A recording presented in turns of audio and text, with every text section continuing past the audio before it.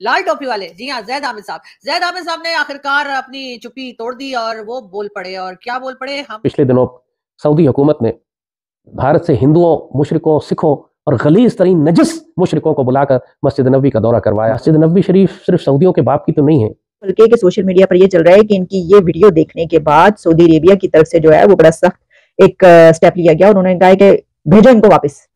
पाकिस्तान के पेट में से उबाल आ रही हैं, डकारें आ रही हैं, खट्टी खट्टी डकारें पाकिस्तान के पेट से कि यार ये सऊदी अरब में हो क्या रहा है।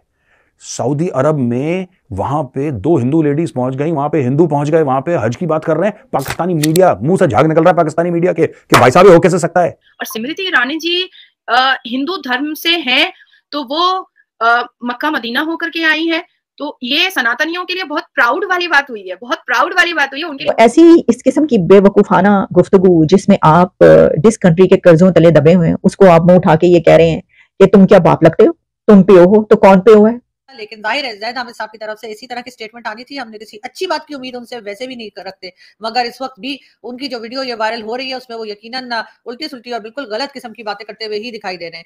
ये चक्कर क्या है, ये कैसे पहुंच गए वहां पे। ये तो हमारे साथ गद्दारी है, ये तो आलम इस्लाम के साथ गद्दारी है।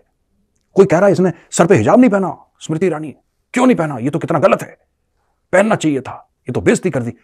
लेकिन ज़ैद हामिद साहब ना बेचारे वो बहुत ही ज्यादा उनका दिल जल के खाक हो चुका है इस बात पर कि सऊदी अरेबिया ने स्मृति ईरानी साहिबा को जो वहां पे बुला के वहां पे मस्जिद नबी का दौरा करवा दिया है।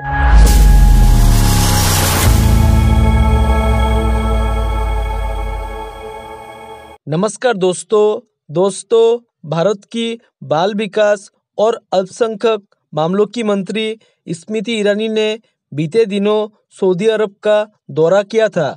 इस दौरान उन्होंने अन्य लोगों के साथ इस्लाम के दूसरे सबसे पवित्र शहर मदीना में देश के पहले गैर मुस्लिम प्रतिनिधिमंडल का नेतृत्व किया था।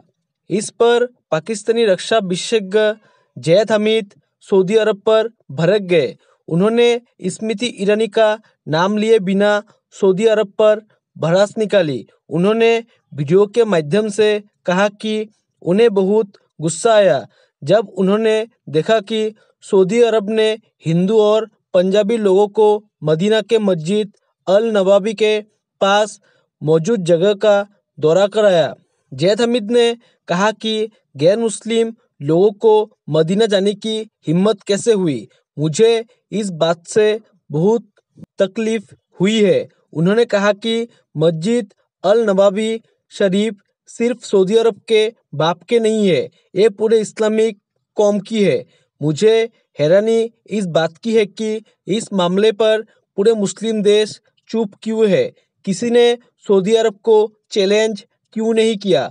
ज़ैद हामिद से जुड़े इस वीडियो को सोशल मीडिया प्लेटफॉर्म एक्स पर पोस्ट किया गया है। भारत से सऊदी अरब के मदीना पहुंच गैर मुस्लिम प्रतिनिधिमंडल में विदेश राज्य मंत्री बी मुरलीधरन समेत बीजेपी के अन्य वरिष्ठ अधिकारी भी शामिल थे।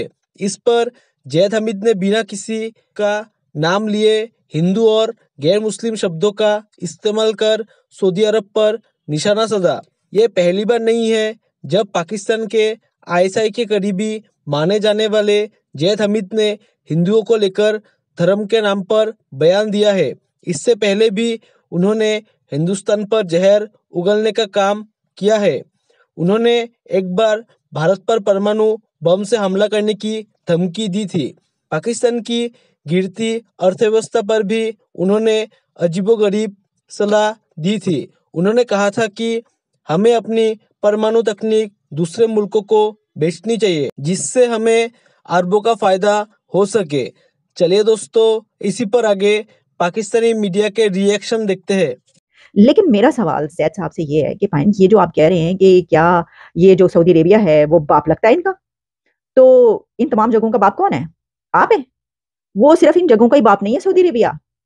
सऊदी अरेबिया ਤੁਹਾਡਾ भी बाप है, साडा भी बाप है। यानी जो कर्जा लेता है ना जिससे, सर देखिए ना आप इस तरह की बात करना, ज़ैद साहब को ये मालूम है क्या, ज़ैद हामिद साहब को ये पता है कि सऊदी अरेबिया से आप कितना कर्जा लेते हैं? आप सऊदी अरेबिया के एहसानों तले दबे हुए हैं। वो आप जब भी, अभी मैं देख रही थी कि पाकिस्तान ने यूएई को या सऊदी अरेबिया को अपना कर्जा रोल ओवर करने के लिए एक बार फिर कहा है, जिसके आगे आप कशकोल लेके फिर रहे हो। तुसी पाइन पूरी दुनिया से तुसी कशकोल फाड़ के फिर रहे जे है जी। तो इनकी बातें देखें जरा। और सबसे पहले तो जो मैंने ये बात की कि इतनी गंदी आपने लैंग्वेज और जुबान इस्तेमाल की, आप उनको नजिस, मनहूस और क्या क्या बोल रहे हैं, मुनाफिक और मुशरिक। अच्छा, खुद से ही ना ऐसी ऐसी आयतें और वो निकाल के ले आते हैं कि उनको पता है कि ढूंढना तो किसी ने है नहीं जाके, तो वो कह दो जो है ना। ये भाई मतलब जो दिल में आ रहा है आपका कह रहे हैं, और आपको ये समझ में नहीं आ रही कि आप बात क्या करें। मैं देख रही थी बल्कि कि सोशल मीडिया पर ये चल रहा है कि इनकी ये वीडियो देखने के बाद सऊदी अरेबिया की तरफ से जो है वो बड़ा सख्त एक स्टेप लिया गया। उन्होंने कहा कि भेजो इनको वापस।